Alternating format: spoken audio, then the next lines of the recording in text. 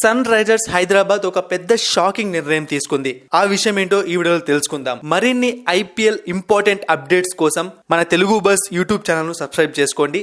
అలాగే match predictions, cricket updates కోసం Telugu bus Telegram ఛానల్లో జాయిన్ అవ్వండి. డిస్క్రిప్షన్ బాక్స్ లో లింక్ ఉంది. టీమిండియా యువ కెరటం, young pacer, speed bowler Umran Malik ను సన్ రైజర్స్ హైదరాబాద్ ఆక్షన్ లోకి వదిలేయాలనుకుంటోంది. అయితే దీనివల్ల ఉమ్రాన్ మాలిక్ వచ్చిన నష్టం ఏమీ లేదు. దాని గురించి కూడా ఈ వీడియోలో తెలుసుకుందాం. ఇప్పుడు ఈ న్యూస్ వినగానే చాలా మంది ఎస్ఆర్హెచ్ తప్పు చేస్తోంది అంటారు. మరికొంతమంది ఏమో ఎస్ఆర్హెచ్ ఉమ్రాన్ మాలిక్ ని రిలీజ్ చేసి మంచి పని అని అంటారు. అయితే ఇక్కడ మనం చూడాల్సింది అది కాదు. కేవలం ఉమ్రాన్ మాలిక్ ని మాత్రమే మనం చూస్తున్నాం. కానీ ఈ సంవత్సరం మెగా ఆక్షన్ జరగబోతోంది. కొంతమంది మంచి మంచి ప్లేయర్స్ ఏ టీమ్ లో నుంచి బయటకు వస్తారో ఎవరు చెప్పలేని పరిస్థితి. యాక్చువల్ గా మెగా ఆక్షన్ పెట్టేదే దానికోసం. అప్పుడే కదా ప్లేయర్స్ అన్న వాళ్ళు ప్రతి టీమ్ లో ఉంటారు, ప్రతి టీమ్స్ స్ట్రాంగ్ గా కనిపిస్తాయి. సో ఆ ఫార్ములాలో ఉమ్రాన్ మాలిక్ కూడా ఆక్షన్ లోకి రాబోతున్నాడు. అయితే ఉమ్రాన్ మాలిక్ ఏమైనా నష్టం ఉంటుందా అంటే అస్సలు ఏ మాత్రం నష్టం ఉండదు. ఎందుకంటే ఉమ్రాన్ మాలిక్ చాలా టాలెంటెడ్ బౌలర్. ఈ మధ్య కాలంలో పెద్దగా అవకాశాలు రాలేదు.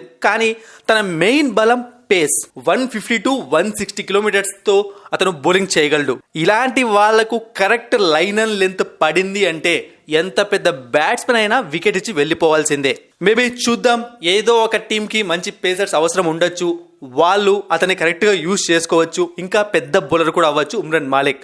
బట్ ఉమ్రాన్ మాలిక్ లాంటి ఫాస్ట్ బౌలర్స్ ఆక్షన్ లోకి వెళ్తే మంచి మంచి అమౌంట్స్ కూడా కొడతారండోయ్. ఇది కూడా గుర్తుపెట్టుకోండి. మరిన్ని ఇంట్రెస్టింగ్ వీడియోస్ కోసం సబ్స్క్రైబ్ చేయడం మర్చిపోకండి.